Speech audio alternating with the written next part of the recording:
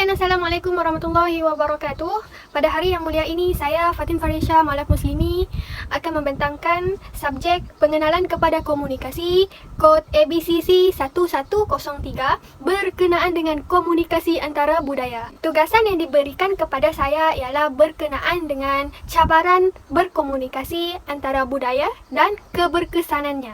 Saya akan mulakan perbentangan saya pada hari ini dengan cabaran berkomunikasi antara budaya. Okey, walaupun melalui mata kasar, ejaan dan sebutan adalah sama, tapi pada hakikatnya, ia adalah berlainan. Sebagai contoh, penggunaan perkataan bah. Siapa nama kau bah? Apa cita-cita kau bah? Menurut Dewan Bahasa dan Pustaka, bah bermaksud keadaan air menenggelami kawasan yang luas. Tetapi, bagi orang Sabah, perkataan bah membawa maksud ya. Oleh sebab itu, penting bagi sesebuah masyarakat untuk mengetahui budaya dan latar belakang sesuatu masyarakat tersebut.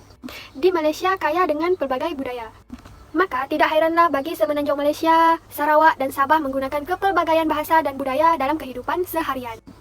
Kekangan bahasa dan kesukaran memahami bahasa lain akan membataskan interaksi antara budaya.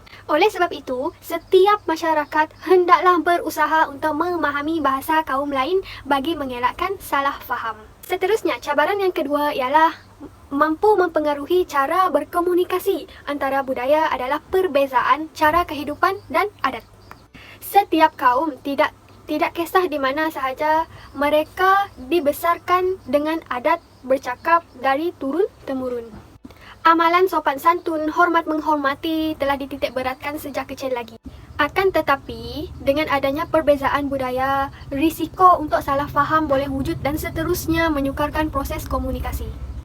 Sebahagian budaya lebih suka mengamalkan sikap terus terang dan bebas apabila menyuarakan pandangan mereka. Sebagai contoh, dalam sebuah cerita iaitu seorang pelajar Korea sedang mengulang kaji pelajaran dan seorang pelajar Melayu Malaysia datang dan mengetuk pintu dan membuka pintu seorang pelajar Korea tadi dan berkata bahawa Lee, jom makan. Tapi Lee menolak dan terus menutup pintu.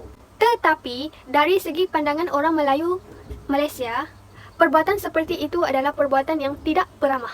Kerana orang Melayu Malaysia sekurang-kurangnya akan menghormati tetamu dengan memberi layanan yang baik terhadap tetamu. Oleh itu, untuk mewujudkan keserasian antara budaya, amatlah penting untuk setiap budaya memahami adab-adab berkomunikasi antara satu sama lain. Cabaran yang terakhir ialah wujudnya sikap perkauman dalam masyarakat. Ini merupakan halangan yang besar untuk komunikasi yang berkesan antara budaya. Perkauman yang membawa maksud tidak suka atau sikap tidak bertoleransi daripada satu bangsa atau satu kumpulan orang sehingga boleh menghalang perpaduan rakyat. Dengan itu, wujudnya jurang komunikasi antara budaya. Jurang ini boleh dilihat di institut-institut awam maupun swasta, iaitu wujudnya kumpulan mengikut kaum di dalam maupun di luar kelas. Dengan ini, wujudnya satu jurang untuk berkomunikasi antara kaum dan boleh menimbulkan sikap prejudis antara kaum. Seterusnya, kita akan membincangkan berkenaan dengan keberkesanan yang berlaku di Malaysia. Malaysia terkenal dengan pelbagai suku kaum, agama, kepercayaan, kesenian, adat resam dan budayanya yang menjadikan Malaysia sebuah negara mempunyai masyarakat majmuk.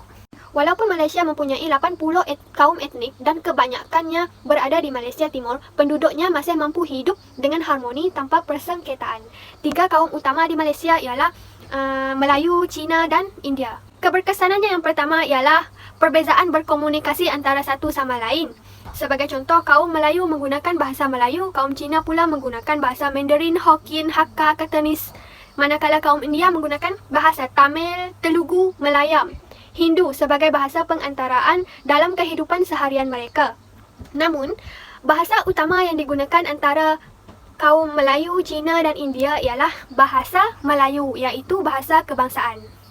Okey, seterusnya Malaysia juga kaya dengan budayanya. Budaya bermaksud cara hidup yang dimiliki oleh sebuah kelompok orang yang diwarisi dari generasi ke generasi dengan proses penyesuaian.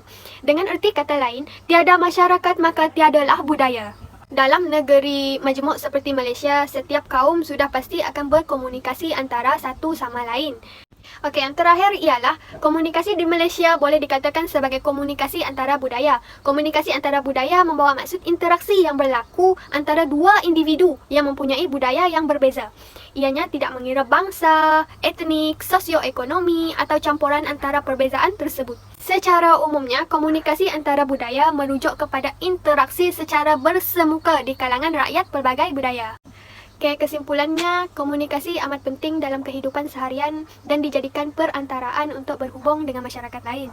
Perbezaan budaya bukanlah satu alasan untuk dijadikan sebagai halangan untuk tidak bergaul dengan budaya lain.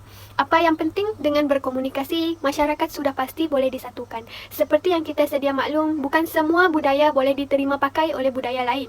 Bak kata pepatah, lain padang, lain belalangnya, lain lubuk, lainlah ikannya. Oleh sebab itu, hubungan antara budaya yang berbeza perlu dieratkan dengan cara berkomunikasi kerana ianya mampu mengeratkan lagi hubungan antara kaum amnya.